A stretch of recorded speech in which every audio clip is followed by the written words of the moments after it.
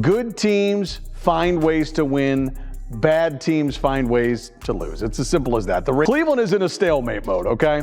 Winning at this point hurts their draft position. Losing just compounds the problem and gets people talking about jobs in the future. It's an awful place to be for an NFL franchise, but unfortunately, it feels like we've been here most years since 1999.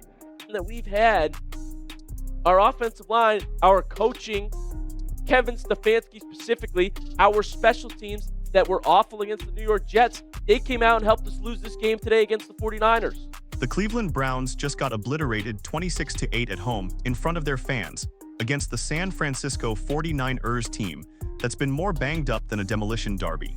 And you know what the most frustrating part is? This wasn't about talent. This wasn't about Shedeur Sanders failing. This was about coaching. This was about preparation. This was about Kevin Stefanski doing what Kevin Stefanski does best, getting in his own way. It's a joke. It's a joke. This franchise has become a joke. And I'm sick of it. Okay. All right, let's get straight to the point. Shedeur Sanders went 16-25 for 149 yards, 1 touchdown, 0 interceptions, and a quarterback rating of 93.6. Those are solid numbers for a rookie in his second career start against a playoff-caliber team in awful weather conditions. He secured the football. He made intelligent choices. He performed when needed. And yet Cleveland could only manage 8 points. 8? How is that even possible? How does a quarterback with a 93.6 rating, 0 turnovers, and a touchdown pass result in a mere 8 points? It's easy. Your head coach is practically sabotaging him. Kevin Stefanski is known as an offensive guru, correct? That's supposedly his strength, play designer, inventive, flexible. A game like today when the offense was a bit stagnant, they had issues protecting the young quarterback. I would love to see Kevin Stefanski utilize tempo. Go fast, change up the tempo a little bit, because if you look at Shedeur Sanders' collegiate career, he was at his best sometimes utilizing tempo. And the thing about... Precisely. Shedeur Sanders thrived at Colorado when they pushed the pace, when they went fast, when they didn't give defenses time to tee off on him. And what did Stefanski do? He slowed it down. He ran the same predictable plays. He put Shedeur in 3rd and longs after failed run attempts and expected magic. That's not coaching, that's negligence. Let's talk about those sacks. 3 sacks for 34 yards lost. That's a massive number. And yes, some of that falls on Shedeur for not stepping up in the pocket. But guess what? When your offensive line is getting manhandled play after play, when you've got no rhythm, no tempo, no quick hitting passes to get the ball out fast, that's on the coach. That's on Stefanski for not adjusting his game plan to protect his rookie quarterback. About tempo, when you have concerns with the offensive line, it kind of gives them the upper hand when you're going fast, because now the defensive front, they can't just peel their ears back and just go, go, go. Now, okay, here's the rewritten text, adhering to all specified instructions. This is Football 101. When your offensive line is struggling, you don't keep running long developing plays. You don't keep asking your quarterback to hold the ball and wait for routes to develop. You go fast, you get the ball out quick. You use screens, slants, quick outs, anything to neutralize that pass rush. But Stefanski, he just kept calling plays like he had an elite offensive line, like he had time, like his rookie quarterback wasn't getting hit every other snap. And don't even get me started on the 4th down decisions. Harold Fannin Jr., a tight end, taking a direct snap on 4th and 1. What are we doing here? This isn't 2015 Cam Newton. This isn't a goal line situation where you need power. This is a tight end who doesn't regularly take snaps under center, fumbling the ball and handing San Francisco points on a silver platter. Look, in the week of prep, it's not live. Yeah. So a tight end that's not accustomed to taking the center, the snap exchange from under center, you're not getting a realistic look because no one is going full speed. So Stefanski got cute. He tried to outsmart the room and it backfired spectacularly. You have Shedeur Sanders, a quarterback who's shown poise, decision-making, and leadership in 2 starts, and you take the ball out of his hands on a crucial 4th down to give it to a tight end. That's not analytics, that's arrogance. But it gets worse because this isn't just about one game. This is about a pattern. This is about Stefanski consistently failing to put his players in positions to succeed. Look at the entire offensive performance. Cleveland had multiple drives into San Francisco territory and came away with nothing, no points, no execution, just stalled drives and wasted opportunities. The Browns had the ball in San Francisco territory multiple times and couldn't capitalize. Why? Because Stefanski's play calling went conservative, because he didn't trust his rookie quarterback to make plays, because he relied on a struggling offensive line in a run game that wasn't working consistently enough. Continue to see him develop, but I can say this. In terms of the future preferences with the Cleveland Browns, I love what I'm seeing from out of Quinshon Judkins. Yeah. You look at Harold Fannin, he's going to be a big-time player. Coaching failure, plain and simple. Facing the 49ers, a proven champion, a team statistically superior, demands seizing every advantage. Avoid conservatism, banish fear. Stefanski did the opposite. Now the obvious issue. Special teams. Gage Larverton's punt fumble gifted the 49ers a touchdown.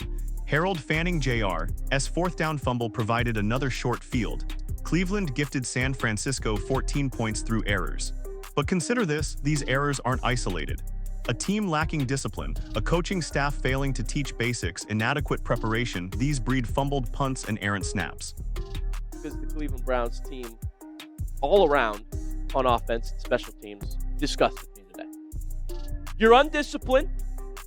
Undisciplined football is coached football, or rather, poorly coached football. The Browns have been plagued by penalties, special teams blunders, and mental mistakes all season. This didn't start against San Francisco. This has been brewing. And it all comes back to leadership. It all comes back to Stefanski. But here's what really grinds my gears.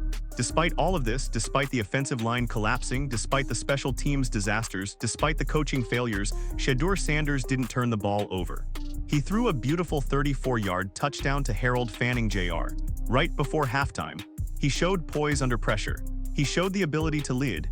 And the national conversation is still questioning whether he should start the rest of the season. Are you kidding me? What more does this kid have to do? He's outplayed Dillon Gabriel. He's shown better arm strength, better mobility, better decision-making. Gabriel had 6 games and looked lost. Sanders has had 2 games and already looks like the future.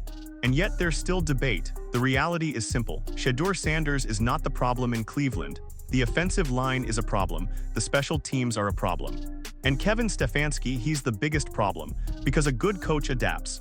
A good coach finds ways to maximize his players' strengths and minimize their weaknesses. A good coach doesn't keep running the same failed game plan week after week. Stefanski had a chance on Sunday to showcase what Sanders could do with proper support, proper play calling, proper tempo. Instead, he handicapped him.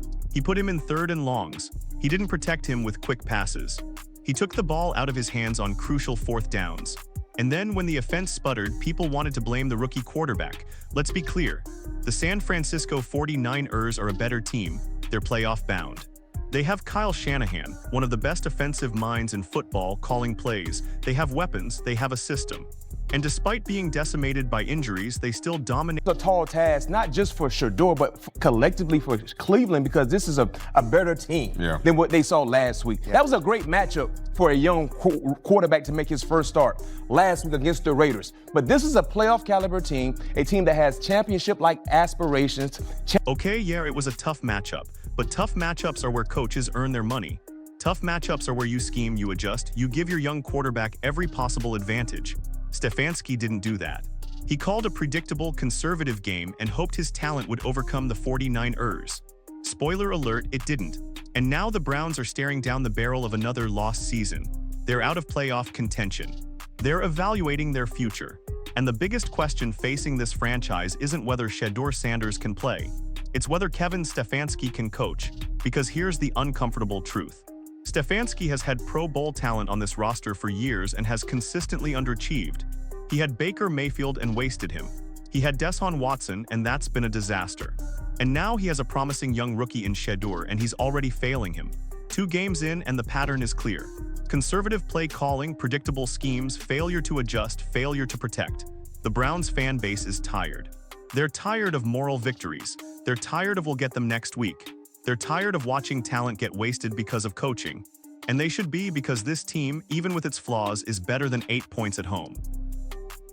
This game is much closer if you don't muff that punt, if you don't fumble on 4th down in your own territory from Fannin. So precisely, fix the errors and this becomes a close contest, perhaps even a victory, yet those errors reflect a deeper problem. A deficit of control, a deficit of readiness, a deficit of coaching quality. So what path lies ahead for the Browns? Well, Stefanski has already stated that Shedeur Sanders will start next week against Tennessee. Excellent, that's the correct decision. Shedeur Sanders warrants the chance to improve, to understand, to mature. But he warrants more than merely playing time. He warrants a coach who will empower him to thrive. He warrants an offensive line that can shield him. He warrants receivers who can become available. And he warrants a game plan that utilizes his abilities. Will he receive that under Stefanski? Judging by what we've observed, it's unlikely, but we can still hope, because Shedeur Sanders could well be the future of this team. And if Stefanski can't determine how to optimize that potential, then perhaps it's time for Cleveland to locate someone who can. It wasn't Shedeur Sanders losing a game. It was Kevin Stefanski failing to coach one. And if the Browns desire any chance of recovering this season or constructing for the future, they must resolve that rapidly. Because presently, they're squandering a capable young quarterback on cautious, lackluster, antiquated coaching. And that's the genuine heartbreak of Sunday's defeat. The Browns didn't simply lose to the 49ers, they lost to themselves. And that is the responsibility of one person, Kevin Stefanski.